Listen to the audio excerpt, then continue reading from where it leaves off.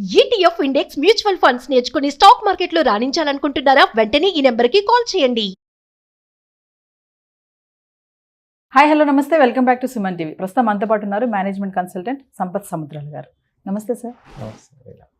Sir, Trump green card proposal అసలు ఏంటిది, ఎందుకు అంత పాపులర్ అయింది అంటే ఏం చెప్తారు sir? It's a very pleasant thing for all our Indian students, అవునా కాదా? లాస్ట్ టైం ట్రంప్ ఉన్నప్పుడు ఏమన్నాడు? రిస్ట్రిక్షన్స్ పెట్టాడు, చాలా రిస్ట్రిక్షన్స్ పెట్టాడు. పిల్లలందరూ కంగారు పడిపోయారు, what is this guy doing. అప్పుడు ట్రంప్ ఉద్దేశం ఏంటంటే బయట కంట్రీ జనాలందరూ వచ్చేస్తే యుఎస్ సిటిజన్స్కి ఉద్యోగాలు ఎలా అన్న నారా మీద, నా బేసిస్ మీద ఆయన వెళ్ళారు. ఇప్పుడేంటి, మళ్ళీ రిపబ్లిక్ పార్టీ నుంచి ప్రెసిడెన్షియల్ క్యాండిడేట్గా మళ్ళీ పోటీ చేస్తున్నారు. ఇప్పుడేమంటాడు? I will give direct green card to all the H1B student guys who have completed their graduate. అంటే మన వాళ్ళందరూ పీజీలు చేయడానికి, గ్రాడ్యుయేషన్ చేయడానికే వెళ్తున్నారు, అవునా? సరిగ్గా చదివి కోర్స్ కంప్లీట్ చేసుకున్న వాడికి ఖచ్చితంగా డైరెక్ట్గా వీసా వచ్చేస్తుంది, ఇజంట్ ఇట్? సో ఇది ఒక విధంగా చూస్తే మంచి పరిణామమే, గుడ్ న్యూస్. ఇది మంచి పరిణామం మనకే కాదు, మన ఇండియన్ పిల్లలకే కాదు, యుఎస్కి కూడా ఎకానమీ పెరిగే అవకాశాలు ఉంటాయి. అండ్ వాళ్ళకి కూడా ఇంటర్నేషనల్ స్టూడెంట్స్ చాలా ఎక్కువ మంది రావడానికి, ఒక భారతదేశమే కాదు, చైనా నుంచి కానివ్వండి, మిగతా దేశాల నుంచి కానివ్వండి, చాలామంది స్టూడెంట్స్, అంటే it's a brain drain actually. అందరూ రావడానికి అవకాశాలు ఉంటాయి. కాబట్టి ఇట్స్ మంచి పరిణామమే. కానీ ఇంతకుముందు ఓలా మాట్లాడాడు, ఇప్పుడు ఇలా మాట్లాడాడు, ఇది జరిగేనా అన్న ఒక క్వశ్చన్ మార్క్ ఉన్నప్పటికీ కూడా మనం అంతా ఆశావాదులం, అవునా కదా? ఎగ్జాక్ట్లీ, అంతా ఆశావాదులం. కాబట్టి ఇది ఖచ్చితంగా పాజిటివ్ లాగానే చూస్తున్నారు. సార్, ట్రంప్ గతంలో ఉన్నటువంటి విధానాలతో పోలిస్తే, అంటే కంపేర్ చేస్తే ఇప్పుడు ఈ ప్రపోజల్ అనేది ఏమైనా డిఫరెంట్ అని చెప్పొచ్చు? అలామా, నేను ఇప్పుడు చెప్పాను కదా, ఇంతకు ముందు ఆయన దృష్టి ఏంటంటే అమెరికన్ ఉద్యోగాలు ఎలా అని. ఓకే, ఆయన ఇప్పుడు మాట్లాడుతున్న ఆలోచన సరళి చూసినట్టయితే ఏమనిపిస్తుంది అని అంటే, బయట నుంచి పిల్లలు రావాలి, ఇంకా ఎడ్యుకేషన్ పెరగాలి, ఇంకా ఆ తర్వాత ఎవరు వస్తున్నారు? ఆయన ముందే ఏమని చెప్పాడు? క్వాలిఫైడ్, హై ఎడ్యుకేషన్, టెక్నాలజీ ఇవి వచ్చే వాళ్ళనే అలౌ చేస్తున్నాడు. సో అక్కడ ఏం మార్పు లేదు, అప్పుడు కూడా వాళ్ళనే అలౌ చేస్తా అన్నాడు, ఇప్పుడు వాళ్ళని అలౌ చేస్తా అన్నాడు. అయితే ఏమంటున్నాడు? అలా హైయర్ ఎడ్యుకేషన్కి వచ్చి సరిగ్గా క్వాలిఫై అయ్యి వాళ్ళ దేశం అభివృద్ధికి కాంట్రిబ్యూట్ చేసే వాళ్ళు ఉన్నట్టయితే వాళ్ళకి ఎందుకు గ్రీన్ కార్డ్ ఇవ్వకూడదు?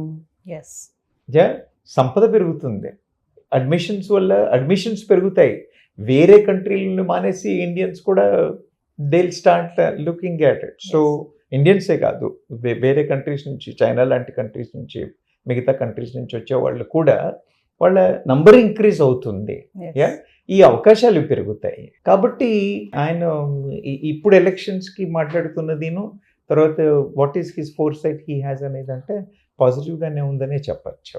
సార్, ఈ ప్రపోజల్ వల్ల ఇండియన్ స్టూడెంట్స్కి వచ్చే బెనిఫిట్స్ ఏంటి అంటే? ఏమిటి బెనిఫిట్స్? మన వాళ్ళు అందరూ సంబరాలు చేసుకుంటారు, అవునా కాదా? ఎంతవరకు అందరూ వెళ్ళిన పిల్లలు వాడికి ఉద్యోగం వస్తుందా, H1B వస్తుందా రాదా, పరిస్థితి ఏమిటి అన్న ఒక క్వశ్చన్ మార్క్. అలాంటిది ఇప్పుడు ఏంటి, నేను డైరెక్ట్ గ్రీన్ కార్డ్ ఇచ్చేస్తాను అంటున్నారు. ఓకే, ఇట్స్ అ బల్లే, అవునా కాదా? కాబట్టి భారతీయ విద్యార్థులకి ఇది మంచి అవకాశమే అని చెప్పచ్చు. కానీ ఏమవుతుంది అని అంటే, ఇలా ఉంది అని చెప్పగానే పుట్టగొడుగులు లాంటి యూనివర్సిటీలకు కూడా పిల్లలు అప్లై చేసి వెళ్ళిపోవచ్చు, చదువు స్టాండర్డ్స్ దెబ్బతినే అవకాశం ఉంది, పనికిమాల ఇన్స్టిట్యూట్లలో వెళ్ళి జాయిన్ అయ్యే అవకాశాలు ఉన్నాయి. యుఎస్కి వెళ్తున్నాడు అన్న పట్టు మీద పంపించేస్తారు, కానీ మళ్ళీ అక్కడికి వెళ్ళిన తర్వాత కూడా ఇబ్బందులు ఉంటాయి అన్న ఆలోచన ఉండాలి. కాబట్టి is it a good move అంటే, Indian students have welcome this, parents are also very happy on that. It's going to, అంటే ఖచ్చితంగా అది చేస్తే మంచిదే, కానీ ఇంకా చాలా కాన్సిక్వెన్సెస్ ఉంటాయి, అంత ఈజీగా అవుతుంది అని అనుకోవడానికి లేదు. సో ఇప్పుడు ఇది ప్రెసెంట్ అమెరికన్ ఇమిగ్రేషన్లో ఎలాంటి చేంజెస్ తీసుకొస్తుంది అంటే? అదే కదా, ఇప్పుడు ఏమవుతుందంటే, ఒకటి అంత ఈజీగా అవుతుందా అంటే అవుతుంది అనుకోలేను నేను, అవునా కదా? ఎందుకంటే అక్కడ వాళ్ళు ఒప్పుకుంటారేంటి, Yes. Even the Americans will, their employment, they will also struggle for it. అది వాళ్ళు అంత ఈజీగా ఒప్పుకోరు. ఒక పాయింట్. ఇమిగ్రేషన్ పెరుగుతుందంటే ఖచ్చితంగా పెరుగుతుంది. ఇప్పుడు మన కెనడా వెళ్ళేవాడు కూడా he will divert towards US. Australia, New Zealand, కెనడాకు వెళ్దాం అనుకున్న వాళ్ళందరూ కూడా ఒక విధంగా యుఎస్కి వెళ్దామని అనుకునే తర్వాత అవకాశాలు లేక they explored and looked in to some positive aspects in these universities and going, అవునా కదా? ఆ లెక్కను చూసినట్టయితే ఐఎమ్ షూర్ ఇమిగ్రేషన్ ఖచ్చితంగా పెరుగుతుంది. And a lot of Indians would like to move, and there will be a serious what you call hike in the immigration. Yes. Sir, ఈ ప్రపోజల్కి ఆపోజిట్గా ఎవరైనా మాట్లాడతారా అంటే? ఎందుకు మాట్లాడరు అన్నా కదా? ఎందుకంటే ఇప్పుడు ఈ మైగ్రెంట్స్ని రావద్దు అని రిస్ట్రిక్ట్ చేస్తున్న అమెరికన్స్ చాలా మంది ఉన్నారు, అవునా కదా? అసలు లాస్ట్ టైం ట్రంప్ అలా మాట్లాడడానికి కారణం కూడా వాళ్ళే, అవునా కాదా? వాళ్ళు ఎలా ఒప్పుకుంటారు? కాబట్టి అపోజ్ చేస్తారా అంటే ఖచ్చితంగా అపోజ్ చేసే వాళ్ళు కూడా ఉన్నారు. Youth, American youth, their local American youth also will oppose because వాళ్ళ ఎంప్లాయ్మెంట్ ఆపర్చునిటీస్ అవుతాయి. ఇది కాకుండా గవర్నమెంట్ పాలసీల్లో కూడా వాళ్ళ దగ్గర ఉన్న గవర్నమెంట్ పాలసీలు కూడా అంత ఈజీగా యాక్సెప్ట్ చేసేదిగా ఉండదు కదా. కాబట్టి ఈ పాలసీలు ఇచ్చేసే వాళ్ళు కూడా maybe they will oppose or they may put some hurdles in making this possible. కాబట్టి ఇళ్ళలకగానే పండగ అని అనకూడదు కదా, అలా ఇప్పుడే అంత ఏదో జరిగిపోయింది అని అనడానికి లేదు. Okay, it's a positive note. Restrictions అవ్వడం వల్ల అవుతుందా అని అంటే ఎంత రిస్ట్రిక్షన్స్ ఉన్నప్పుడు కూడా మేబీ కొంత వేరియంట్స్తో వస్తుందేమో. ట్రంప్ అధికారంలోకి వస్తే జరగచ్చు, కానీ ట్రంప్ కూడా ఎంతవరకు మాట మీద నిలబడతాడు, అవునా కదా? బిగ్ క్వశ్చన్, అవునా కదా? ఇప్పుడు చెప్పడం అయితే చెప్తున్నాడు, కానీ ట్రంప్ కూడా ఎంతవరకు మాట మీద నిలబడతాడు అనే క్వశ్చన్ మార్క్. కట్ ఆపోజిట్ చేసేవాళ్ళు ఉన్నారంటే ఖచ్చితంగా ఉన్నారమ్మా. It is being opposed. It is not a welcome from all the 100% of the people across. Yes. Sir, American universities and coming to tech industry, ఈ ప్రపోజల్ ని ఎలా స్వీకరిస్తుంది? దే ఆర్ ఆల్ ఎంజాయింగ్, అవునా కాదా? ఇప్పుడు నేనేమన్నాను, మైగ్రేషన్ రిస్ట్రిక్ట్ చేయాలి అని అన్న వాళ్ళందరూ they are against it. Now you go to tech industry వాళ్ళకి ఏంటి, they are struggling to get Indians employed with them, అవునా కదా? ఎన్ని రిస్ట్రిక్టివ్ కండిషన్స్, ఇంత శాలరీ ఉంటేనే, ఇంత కండిషన్ ఉంటేనే, ఇది ఉంటేనే, ఇవన్నీ ఇష్యూస్ ఉండే వాళ్ళకి. ఇప్పుడు now they get opportunities with more Indians can be employed. So tech companies are celebrating, they are welcoming the idea. When you come to the education institutions, ఇప్పుడు నేను ఇంతకుముందు చెప్పాను కదా, కెనడాకి వెళ్తున్నారు, ఆస్ట్రేలియాకి వెళ్తున్నారు, న్యూజిలాండ్కి వెళ్తున్నారు, జర్మనీకి వెళ్తున్నారు అన్నాను కదా. అక్కడి నుంచి then the priority will move more towards the US. ఎందుకంటే అప్పుడు అడ్మిషన్స్ కూడా, ఇప్పుడు there could be some institutes where the admissions are not happening because of these. కాబట్టి ఎడ్యుకేషనల్ ఇన్స్టిట్యూషన్స్ కూడా ఎస్పెషలీ స్టెమ్, ఈ స్టెమ్ రిలేటెడ్ ఇన్స్టిట్యూట్స్ ఏవైతే ఉన్నాయో అవన్నీ కూడా they all welcome this move.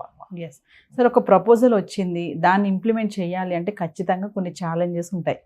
మరి ఇప్పుడు ఈ ప్రపోజల్ని ఇంప్లిమెంట్ చేయాలి అంటే ఏమిటంటారు ఛాలెంజెస్? అవును, ఛాలెంజెస్ ఏమున్నాయమ్మా? ఫస్ట్ థింగ్ నేను చెప్తున్నాను కదా, ముందు ఈ ప్రొటెస్టర్స్, మైగ్రెంట్స్కి అగేన్స్ట్ చేసే protesters they will not allow. Point 1. Point 2, మన the youth of America, the natives of America, they will oppose it. ఈ ప్రపోర్షన్ ఎక్కువైపోతే దాన్ని ఎలక్షన్స్ మీద ఇంపాక్ట్ పడుతుందా అని అడ్వైజర్లు కూడా ఏం చెప్తారో ట్రంప్కి మనకు తెలియదు. తర్వాత policy makers, the policy guide చేసే వాళ్ళు వచ్చి కూడా ఉన్న దాని ప్రకారంగా ఉన్న ఛాలెంజెస్ ఫోర్కాస్ట్ చేయడం వల్ల ఏమవుతుంది అనేది చెప్పలేము. లేదా ట్రంప్ యాటిట్యూడే మారడానికి కూడా అవకాశాలు ఉన్నాయి.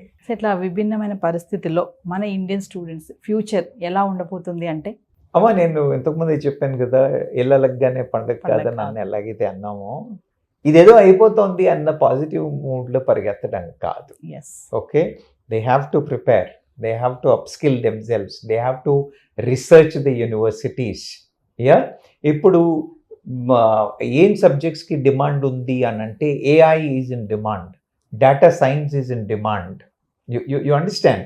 అలా టాప్లో ఉన్న సబ్జెక్ట్స్ ని అడాప్ట్ చేసుకుని వాటిలో స్కిల్ సెట్స్ పెంచుకొని వాటిలో కేపబిలిటీ చేసుకున్నట్టయితే ఖచ్చితంగా వీళ్ళకి మంచి అవకాశాలు ఉండే పరిస్థితులు కనిపిస్తున్నాయి.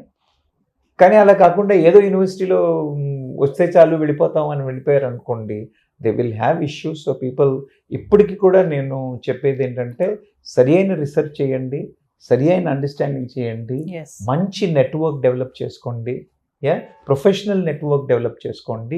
ఇలా ప్రొఫెషనల్ నెట్వర్క్ డెవలప్ చేసుకోవడం వల్ల కూడా you will have a latest information what is happening అని ఒక గైడెన్స్ దొరుకుతుంది. దానివల్ల సరి అయిన కెరియర్ బిల్డ్ చేసుకోవడానికి అవకాశాలు ఉంటాయి. సో ఓవరాల్గా ఫైనల్గా ప్రజెంట్ అక్కడ ఉన్న వాళ్ళు స్టూడెంట్స్ మళ్ళీ వెళ్ళాలి ఫ్యూచర్లో అనుకున్న వాళ్ళకి మీరేం చెప్తారు? నేనేమంటానంటే వెళ్ళాలి అని ఆశ ఉన్నవాడు ఖచ్చితంగా వెళ్ళాలి. That's an objective. When you have your goal you have to do it. Do it. But you can't just blindly go there. Yes. Yeah, you need to prepare. You need to weigh the pros and cons. Yes. You need to ఇంతకుముందు నేను మీకు చెప్పున్నాను ఒకసారి, వాళ్ళ ticket దగ్గర పెట్టుకునే ఉండాలి అని. So mentally అయితే ఏంటంటే ఇప్పుడు నేను డైరెక్ట్ గ్రీన్ కార్డ్ ఇస్తానందుకు కొంత సొలేస్, ఎస్ కానీ ఆ పాలసీ వచ్చే వరకు, ఆ రూల్ వచ్చే వరకు మనం లేదు అని నమ్మి మన కేపబిలిటీస్ మీద, మన అడాప్టబిలిటీ మీద ఎస్ డిపెండ్ అయ్యి ఉండి వాతావరణానికి సరిగా మనం మలుచుకోగలుగుతాము, సస్టైన్ చేయగలుగుతాము అన్న దానికి రెడీ అయి వెళితే మాత్రమే మంచిది అని నా నమ్మకం. Thank you sir. Thank you అమ్మా.